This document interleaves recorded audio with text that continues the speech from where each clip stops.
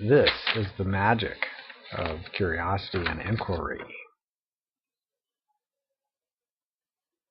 In the beginning, everyone starts in the condition of openness. In other words, we do not know anything already. We are ignorant.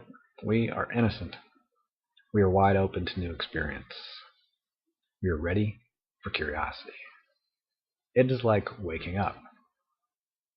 Next, everyone proceeds to the condition of curiosity. Curiosity involves attention to something not already familiar, to a surprise. We are beginning to focus on a particular experience, a specific pattern, an identifiable order.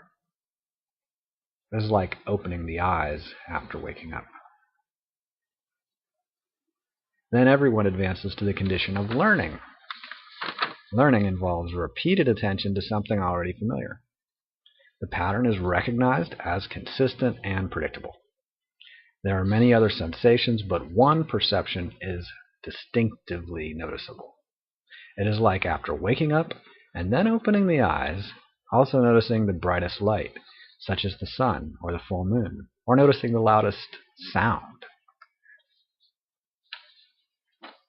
Eventually, everyone experiences confusion. This is actually key to the magic of clarity and inquiry. Of course, we do not know why we are experiencing confusion at the time we experience it. Maybe we think that we were not already confused and that it is some other person in particular who has confused us, or maybe it was a group of people. We may think that we should not be confused, like not ever, and therefore certainly not already now. When our experience does not fit with a certain model already established of how life might already be predictable forever, then we can open to curiosity again, or we can close to new experience. We can resist being surprised. We can resist learning. We can resist, and we can continue to focus on an old model that may not currently be relevant or even accurate. We woke up. We opened our eyes.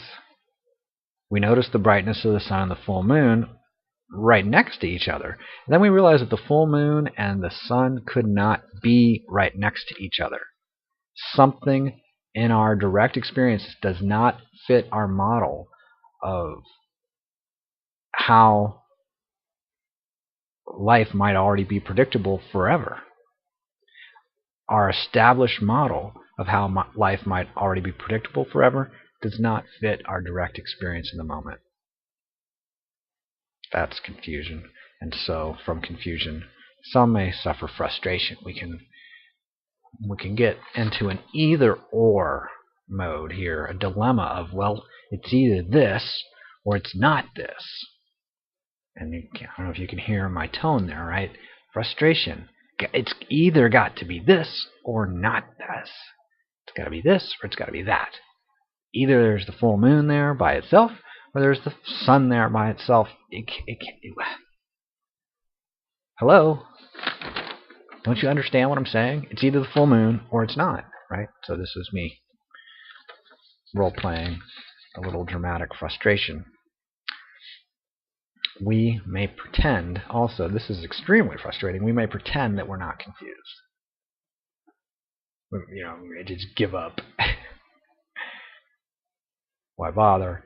And might as well just pretend that we're not confused. I mean, focus on things that are clear is fine, but actually pretending that we're not confused. Oh yeah, the sun and the full moon right next to each other. Yeah, what about it?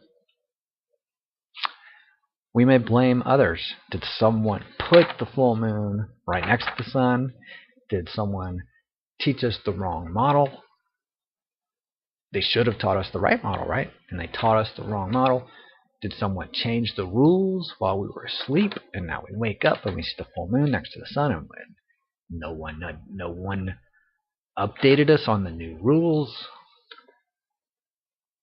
We may try to figure out how to fit our experience into our existing models of how life is already predictable. It's either this or or it's not. It's either this or it's either that. So our existing models of how life is already predictable may have become the extent of what we believe could be possible. The only things that could be possible, we may presume, are the things that we have identified already as predictable. So confusion and especially frustration can motivate us to return to openness and curiosity, but perhaps not yet. This is seeing the sun and the full moon together and then reaching up to move the full moon away from the sun.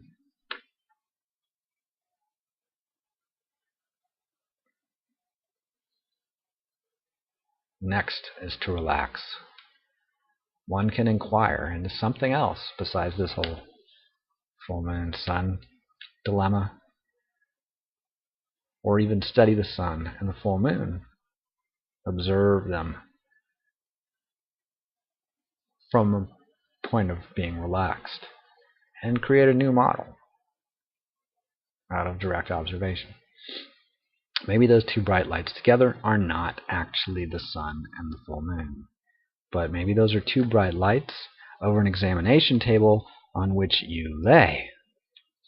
Maybe we're like the ER room staff, the emergency room staff. We've been waiting for you to wake up from your dream of confusion. Confusion is part of life, and so are frustration and blame and struggling and relaxing and waking up to being open again with curiosity and learning, and then more confusion.